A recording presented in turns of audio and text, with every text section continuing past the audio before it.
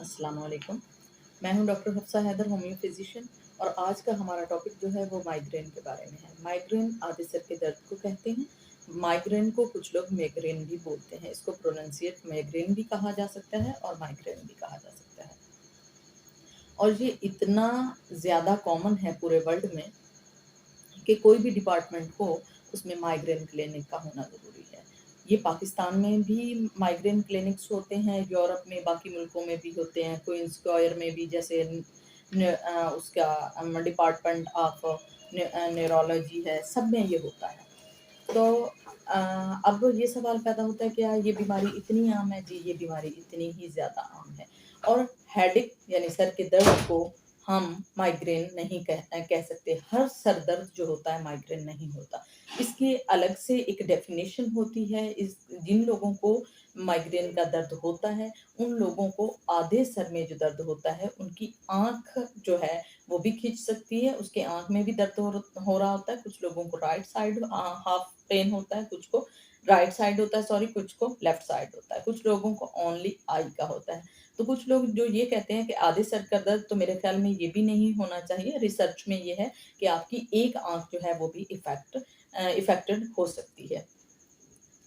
आज हम जो माइग्रेन के बारे में बात करने वाले हैं वो ये है कि ये एक ऐसा दर्द है, एक ऐसी तकलीफ है जो कि किसी भी इन्फ्लामेशन जो है उसका सबब नहीं है। ये बहुत ज़्यादा जो है वो डेंजरस नहीं है, मगर जो इससे गुजर रहा है वो यकीनन तकलीफ में होता है। अगर सपोज एक लेडी है, उसको माइग्रेन होता है, तो किस तरह से होता है उसको, एक जब माइग्रेन होता है तो उसको 10 से 15 मिनट पहले धुंधलाहट सी नज़र आने लग जाती है। उसके आँख में दर्द होना शुरू हो जाता है, सारा सर जो है सुन पड़ना शुरू हो जाता है, सेंसिटिविटी सी उसको फ़ील होने लगती है, नॉज़िया सा उसको फ़ील होने लगता है, वॉमिट सेंसेशन उसको आने लगते हैं।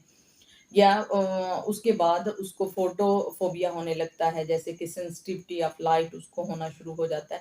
अगर इस तरह का हो तो यकीनन उसको माइग्रेन है। और जब उसको माइग्रेन होता है तो वो लाइट से दूर भागती है। और सर में या मेल भी है, फीमेल है, छोटा है, बड़ा है, सब इसमें जो इन्वॉल्व हैं, वो उन्हें 10 से 15 मिनट भी इसका दर्द हो सकता है और 2-2 दिन भी कुछ लोगों को इसका पेन रहता है। और ये रिपीटेडली होता है। ऐसा नहीं है कि एक बार सर में दर्द हो गया तो वो माइग्रेन है, ऐसा नहीं होता।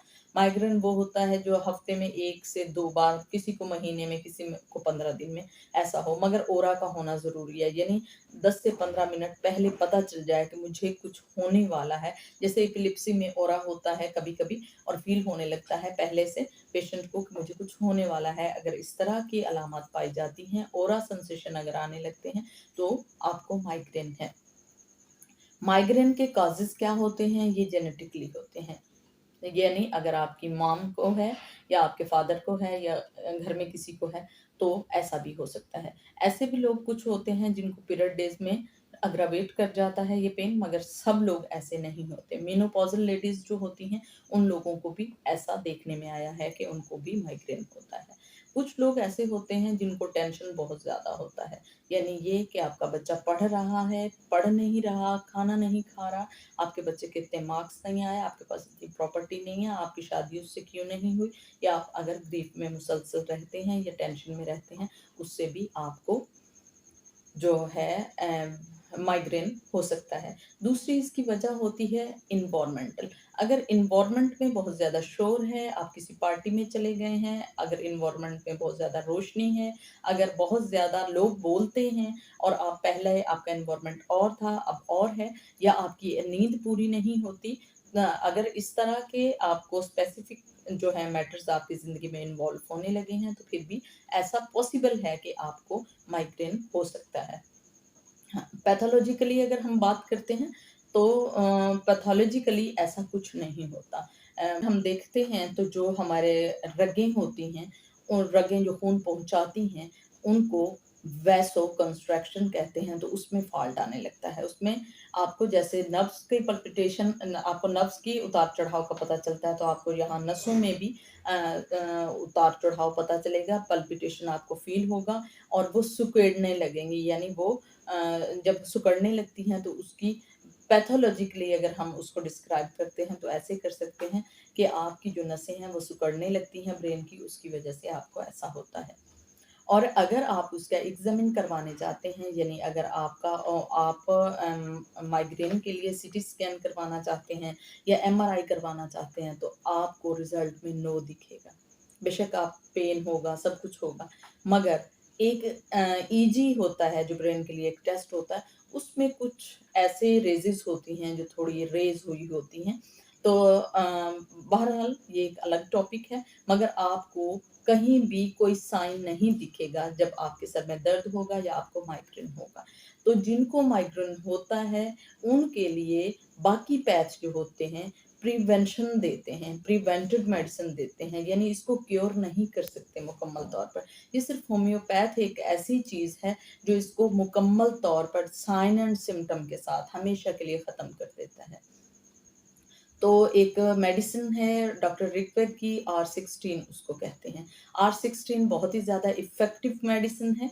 अगर आप यूज़ करते हैं तो आप उसको ले लें और फिर थोड़ा-सा गरम पानी, मगर थोड़ा ठंडा हुआ हुआ हो, उबला हुआ पानी हो, 3 टाइम खाली पेट अगर आप लेते हैं तो आपको माइग्रेन जो है वो ख़त्म हो सकता है। उसके अलावा ब्राइनिया भी बहुत अच्छी मेडिसिन है अगर आप लेते हैं।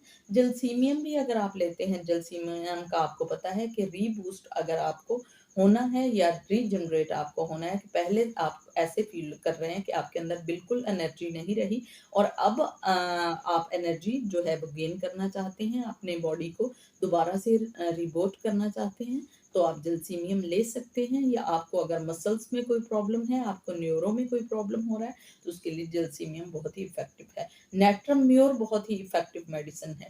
जहाँ भी खुश्की की बात आती है, जहाँ भी ड्राइनेस होती है, जहाँ भी नसें जो है सिकुड़ने लगती हैं, वहाँ नेट्रम म्योर बहुत ही अच्छे से काम करती है और बहुत ही डीप मेडिसिन है। और मैंने आपको पहले भी बताया था कि जब भी हम 6x सॉल्ट लेते हैं तो वो न्यूरो जो है अगर इफेक्टिव है तो उसके लिए सॉरी इफेक्टेड है तो उसके लिए बहुत ही ज़्यादा 6x सॉल्ट्स होते हैं। आप नेट्राम्योर 6x अगर लेते हैं तो वो भी ब्रेन के लिए बहुत ही ज़्यादा बेहतरीन मेडिसिन है। और R16 भी बहुत ज़्यादा अच्छी मेडिसिन है। पहले ये नहीं मिल रही थी, अब ये स्टोर्स में आना शुरू हो गई है। अगर किसी को भी माइग्रेन की प्रॉब्लम है तो वो हमसे अपॉइंटमेंट ले सकता है, या कोई और उनके नियर अबाउट हैं लोग, तो वो किसी और अच्छे होम्योपैथ से ले सकता है और अपना जो है वो बता सकता है कि मुझे किस तरह के सिम्पटम आ रहे हैं। एक और बात भी मैं आपको बताऊँ कि कुछ लोगों को वीएन भी क्लियर नहीं नज़र आता ऑरा में, जो कि मैंने पहले नहीं बताया आपको। अगर आपको ऐसा फ़ील हो रहा है कि आपको माइग्रेन है और माइग्रेन के ऑरा होने से पहले आपके वीएन पे भी इफ़ेक्ट होता है, धुंधला-धुंधला सा नज़र आता है, तो आप R16 लीजिएगा, नेट्रम कार्ब लीजिएगा और जो नेट्रम्यूर है ये आप लेंगे तो बिल्कुल हमेशा के लिए ठीक हो सकते हैं आप। 6 माह तक का आप इसको लेते रहें, वैसे तो 1 महीने में ही आप ठीक हो जाएँगे, मगर फिर भी आपको 6 माह तक इसको लेते रहना है। इंशाल्लाह ये बहुत ही ज़्यादा इफ़ेक्टिव होगा आपके लिए। अगर आपको ये वीडियो पसंद आई हो तो प्लीज़ आप इसको लाइक कीजिएगा, शेयर कीजिएगा और सब्सक्राइब कीजिएगा।